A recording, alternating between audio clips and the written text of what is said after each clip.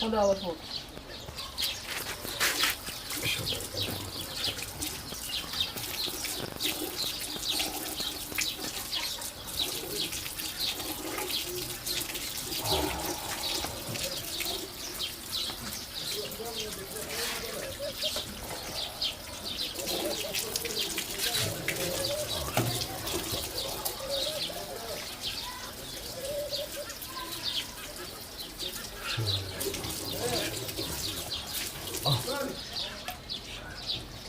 بارك الله فيك يا ولدي.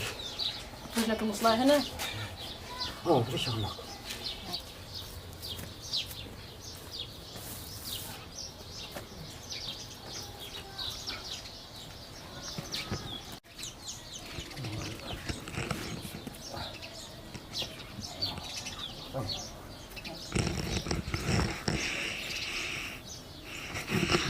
الله أكبر الله أكبر. الله أكبر.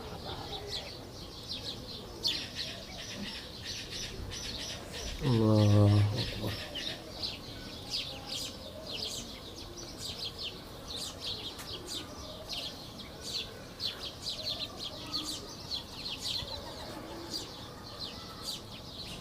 السلام عليكم ورحمة الله.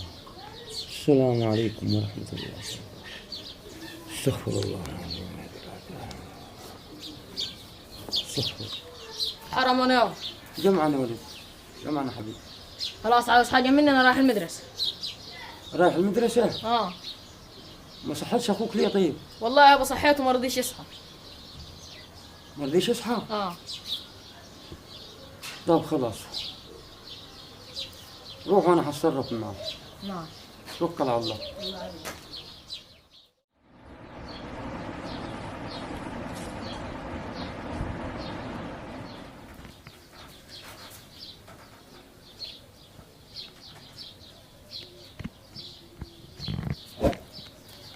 عم مقصود. عم مقصود. عم مقصود. انت يا معلم. عم مقصود. انت يا معلم. ها؟ يا ولد. يا ابوي اصحى الله يبارك فيك. عم مقصود. اصحى يا ابوي. اصحى يا بابا. هي صحيت ولا لسه؟ هي في يابا. هي في يابا؟ انت ما رحتش المدرسة مع اخوك ليه؟ يابا بيني وبينك مش عايز اروح المدرسة انا دي تعال. ليه يا ولدي مش عايز تروح المدرسة؟ مش عايز تتعلم وتاخد لك شهادة وتبقى راجل كويس؟ يابا انا كل ما اروح المدرسة الاستاذ يقول لي ما تجيش من غير ولي امرك.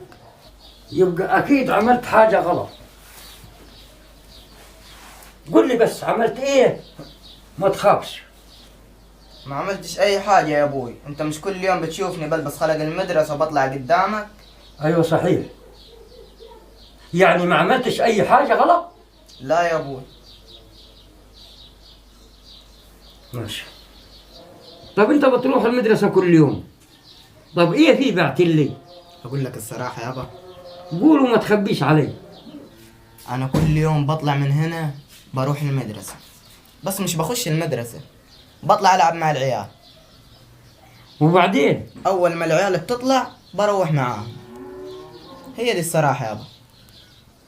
يعني انت مفهمني بتروح المدرسة كل يوم وبتضحك علي انا واخوك؟ لا حول ولا قوة الا بالله. دي ليه المهبب ده يا اولاد؟ يعني انت ما كملتش 15 سنة وبتضحك علينا؟ امال رايح لا وين يا ولدي؟ ربنا يهديكم والله.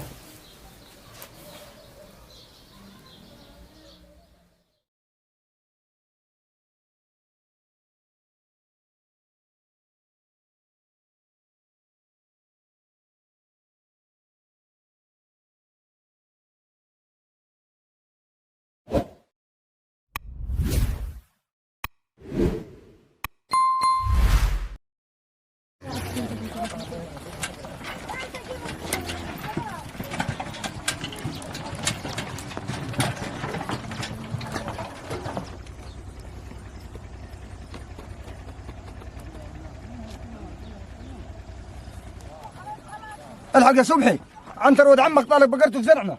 اسكت اخونا الكبير هيروح له. اهدى ابوك قال ما تعملوش مشاكل، انا اللي حروح له. ماشي هات. امسك. خير يا ولد عمي، انت طالق بقرتك فردنا، سايف فدانينكم وبترعى فداننا يا اخي. انا مزاجي كده، في مانع؟ لا مش عندينا مانع يا ولد عمي، هو حد يقدر يقول لكم لا؟ اعمل اللي انت عايزه.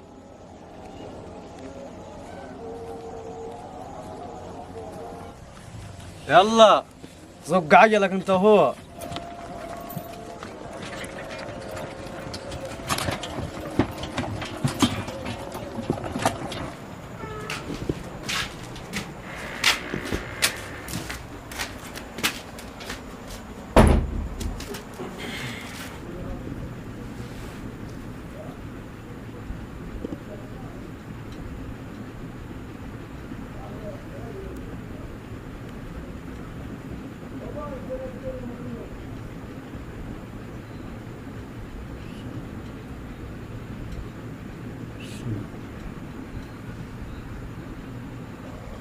حرما يا حج.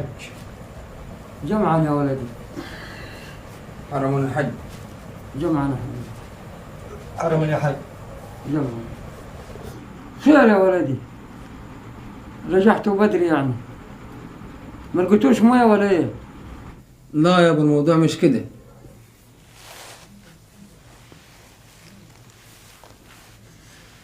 امال ايه فيه يا ولدي؟ ما تقولوا لي ايه فيه؟ احنا خايفين نقول لك تزعل.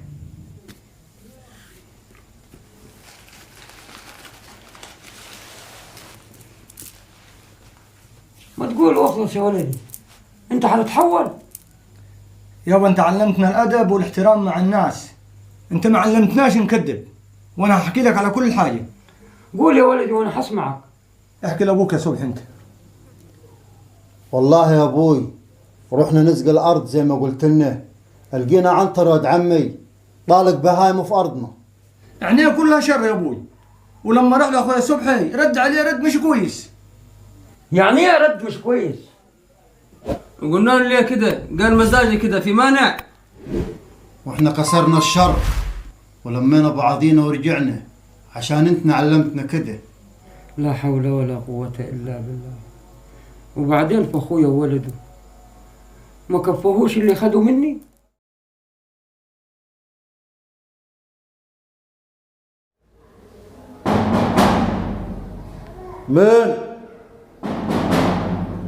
مين بخبط؟ انا عبد الغفار يا عمي. ادخل يا عبد الغفار.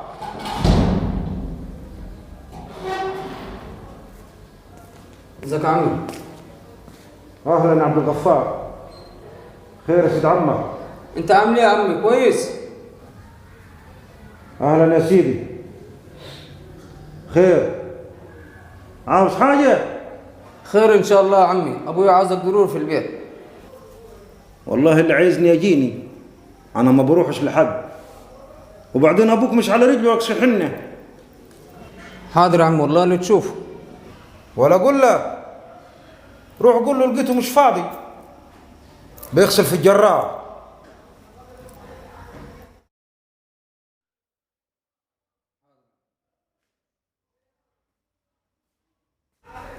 قال اروح له، قال عالم بارد. فين أخوك عبد الصبور يا صبحي؟ اخويا بيصلي في الخيمه برا، عايزه انديهولك؟ اندهولي يا ولدي، خلينا نشوف لنا حل مع عمك وولده. حاضر يا ابوي.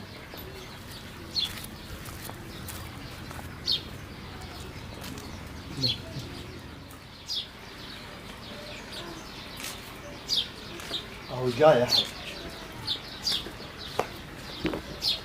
ازيك يا ابو؟ خير ان شاء الله. اقعد يا صبحي.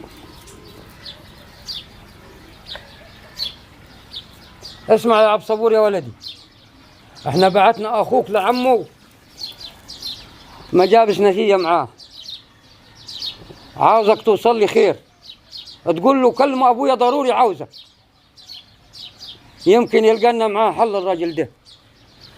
حاضر يا حاج، حروح له واجي ارد عليك. وليه يا عم مقصود لما بعت لك اخوك ما رحتلهوش؟ وليه انا اروح له؟ على راسه ريشه. بس ده اخوك الكبير يا اخي وبعت لك، وعادي لو رحت له ما فيهاش حاجه. عارف يا خير انا ملقى عدل لكرهه في عيشته هو وعياله، وان شاء الله هخليه يبيع اللي وراه واللي قدامه لحد ما هججه هو وعياله من البلد. ليه الحب ده كله على اخوك وعياله يا اخي؟ ده اخوك الوحيد والاخوه في الدنيا يا اخي. اسكت انت يا خير، انت ما تعرفش ايه اللي عملوه فيه هو وابوه. يعني ايه يكون عملوا فيك يا عم مقصود؟ والله ما اعرفش، روح اسالهم. اسمع يا عنتر، الكلام اللي حقوله لك ده هتحطه حلقه في ودانك. جدك الله يرحمه طول عمره كان مايل علي، وكان حاضن عبد المتعال، وكان بلبي له كل طلباته. اما انا لو تاخرت ساعه كان بيقفل علي الباب وبيت برا. ياما خبطت على الجيران عشان يوكلوني. يا ابوي كل العذاب ده شفته على الجد يابا. لا ده مش كده وبس، ده انا لفيتها بلاد وتنقلت من بلد لبلد، ولما جيت لقيت جدك كاتب كل حاجة لعمك عبد المتعال، فيها نار قاتت في جتتي. خلاص يابا سيب الموضوع ده علي، انا هخلص لك الجديد على القديم وهخليهم يكرهوا اليوم اللي اتولدوا فيه.